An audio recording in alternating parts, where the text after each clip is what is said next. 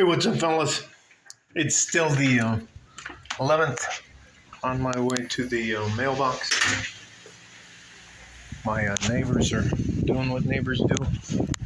I'm gonna talk to you about something that is what we call dealing with some of the taboo subjects in the manosphere, because the guys that think they make the rules in the manosphere don't want you to talk about them.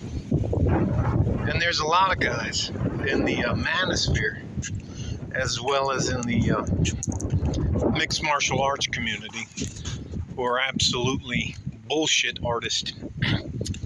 And I'll tell you, honestly, I got sucked in to one of them, and it's called, sorry about the wind, I'm just headed to the mailbox. One of them is Filipino martial art. Now, Tim Wake, Timwait, you can look him up. He's legit.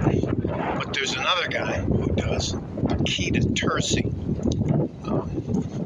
Kali, Filipino martial arts, who is a fucking bullshit artist. And all he is a businessman. He doesn't have any of the scars on his face or his body like I do from getting actually fucking stabbed or cut, because he's never been in a fucking knife fight.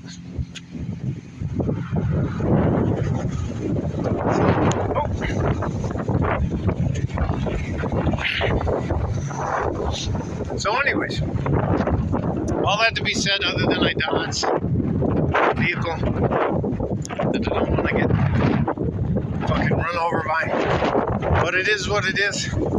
So anyways, I'm trying to help coach at a MMA academy here in El Paso, Texas, on the west side of El Paso, Texas. It's called Briggs, Briggs Academy MMA. And I'm trying to help them with knife fighting. So, anyways, we put on this, one of the things they use to try to make it seem significant. Now, they don't just use a practice knife, which I'm used to using, or a shock knife. They would never use a shock knife, because as an instructor, they could get, what do we call it? They could get fucked up by that. So anyways, that's G. Right, hang on, I'm gonna dig this right out of the box. All right, so anyways, I don't know if you guys know much about being inside, but I'll tell you something. You can use a toothbrush, and there's a reason why they give you those little toothbrushes now. But back in the day when I was in, you got a full-size toothbrush. You can sharpen that up and put some stuff on it so that your hand doesn't slip. I can also tell you that you can use sand, Elmer's glue, and dental floss to cut through metal. But anyways, I'll just leave that alone. So anyways, this motherfucker's on Black Belt Magazine about what a fucking ninja he is and how he knows everything about fighting with knives and stuff like that. And he comes to the Kung Fu Sansu Academy to teach stuff. And so I pay my $150 to do that. And all it is absolute fucking bullshit. Where they want you to, he'll tell you that you have to practice while I'm here today 1,000 times, moving a knife up and down, backwards and forwards. It's just fucking bullshit. That's not how people fight. That's not how people do shit. That's not how things go. Anyway, so we get to the point to where we're using a fencing mask, and the best gloves that you can use are for like lacrosse. The padded gloves, so that if you use, and I'll show you the knife when we get back to the house.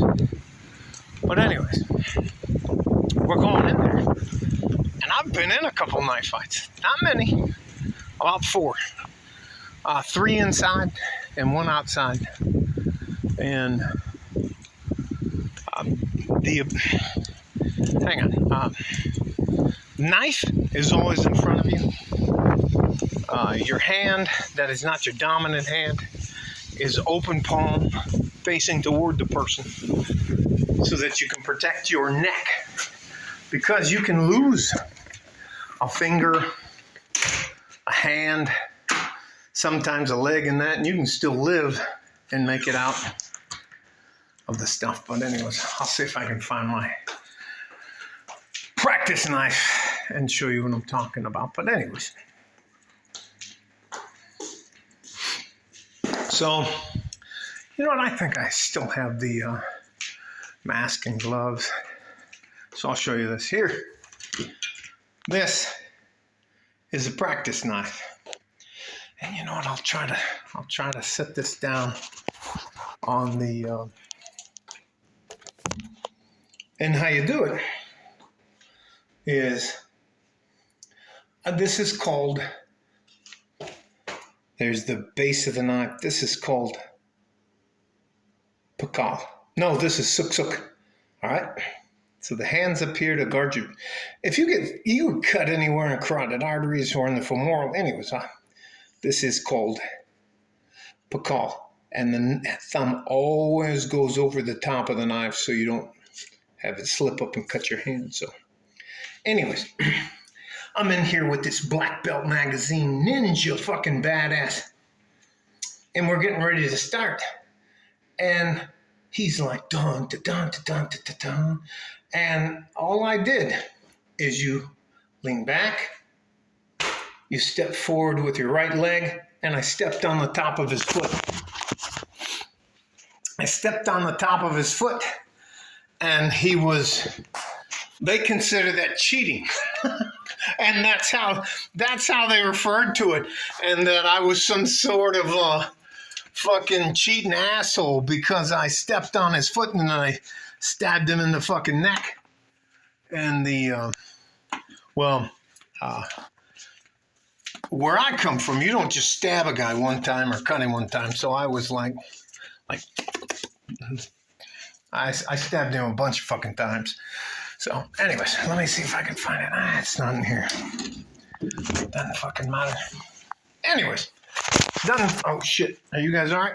Doesn't fucking matter.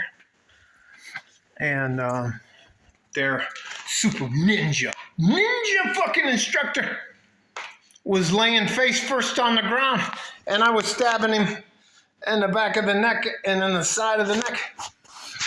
Anyway.